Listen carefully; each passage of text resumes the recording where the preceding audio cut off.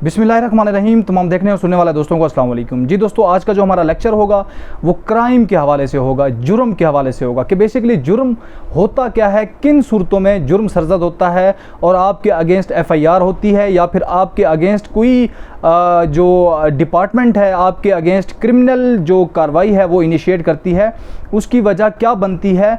आज का हमारा लेक्चर इसके हवाले से होगा। तो चलते हैं दोस्तों अपने लेक्चर की जानिब। दोस्तों, जो क्राइम है, क्राइम के लिए दो एसेंशियल्स का होना बहुत ही ज़रूरी है, जिसमें मेंस रिया और एक्ट्रेस रिया, इन दोनों के बगैर क्राइम कंप्लीट नहीं होता। दूसरी बात, जो क्राइम है इसकी डेफिनेशन कोई भी शख्स अगर क्रिमिनल लॉ, जो क्रिमिनल लॉ PPC है या फिर कोई स्पेशल लॉ है या फिर कुछ जो पनिशमेंट दी गई हैं CRPC में, कोई भी शख्स अगर फौजदारी, अगर क्रिमिनल लॉज की वायलेशन करता है वो क्राइम करता है, जुर्म करता है। दूसरी, अगर कोई चीज़ ओमिशन है या फिर कमीशन है, मतलब अगर आपको कोई चीज़ करने के लिए कहा गया है और आप वो नहीं करते और आपको किसी चीज़ से मना किया गया है और आप वो काम करते हैं, अगर आप जो कि कानून में मना किया गया, मतलब कि कानून में किसी चीज़ के बारे में मना किया गया और आप वो काम करते हैं और कानून में किसी चीज़ के हवाले से लिखा हुआ है कि वो आपने नहीं करना और आप वो करते हैं, तो आप क्राइम कमिट करते हैं और आपके ऊपर जो क्रिमिनल फौजदारी कार्रवाई है वो इनिशिएट हो जाती है। अब दोस्तों, इसको मैं थोड़ा और एक्सप्लेन करता हूँ, एलेबोरेट करता हूँ ताकि आपको इसकी समझ लग जाए। दोस्तों, मेंस रिया बेसिकली क्या होता है? मेंस रिया किसी की मेंटेलिटी होती है, किसी की इंटेंशन होती है, किसी की विलिंग होती है, किसी की नोइंगली होती है। मतलब कोई अगर शख्स अगर क्राइम करने जा रहा है, उसको इन सारी चीज़ों का पता हो, उसको इल्म हो, उसको ये भी पता हो कि क्राइम है और वो ये ऑफेंस करने जाता है, तो उसको कहते हैं, उसकी इंटेंशन को कहते हैं मेंस रिया। और वो जब ये सोच के अगर जाके वो ऑफेंस कमिट करता है उसको कहते हैं एक्ट्रेस रिया।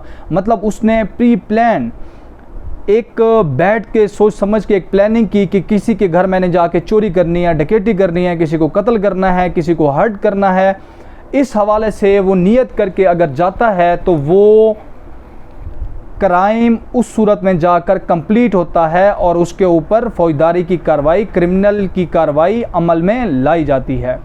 अब दोस्तों, इसमें इन दोनों चीज़ों में क्राइम को कंप्लीट हो, ये तो हमने पढ़ लिया कि क्राइम को कंप्लीट होने के लिए मेंस रिया और एक्ट्रेस रिया का होना ज़रूरी है।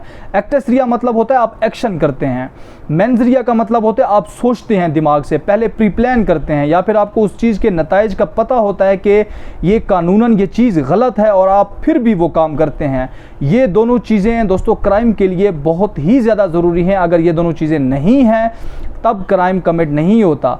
लेकिन यहाँ आके एक ट्विस्ट आ जाती है कि क्राइम के लिए काफ़ी सारी ऐसी जगहें हैं जहाँ मेंस रिया की ज़रूरत नहीं पड़ती। उसकी दोस्तों एग्जांपल मैं आपको देता हूँ। उसकी पहली एग्जांपल ये है कि एक की नीयत थी कि वो B को जहर दे के मार दे। अब ये तीनों अशखास, तीनों बंदे बैठ के एक जगह पे बोतल पी रहे हैं, पानी पी रहे हैं, जूस पी रहे हैं, कुछ भी पी रहे हैं। A B के गिलास में एक ऐसी नशावर चीज़ या फिर ऐसी जानलेवा चीज़ डाल देता है जिससे वो B को इंटेंशनली मारना चाहता है, लेकिन बाई चांस मौका इस तरह का आता है कि उस गिलास को B की उठाने की बजाय वो C उसको उठा लेता है, C पी लेता है और C की डेथ हो जाती है। अब इस हवाले से दोस्तों अब यहाँ पे आके मेंस रिया ख़त्म हो गया। मेंस रिया क्या था? इंटेंशन थी।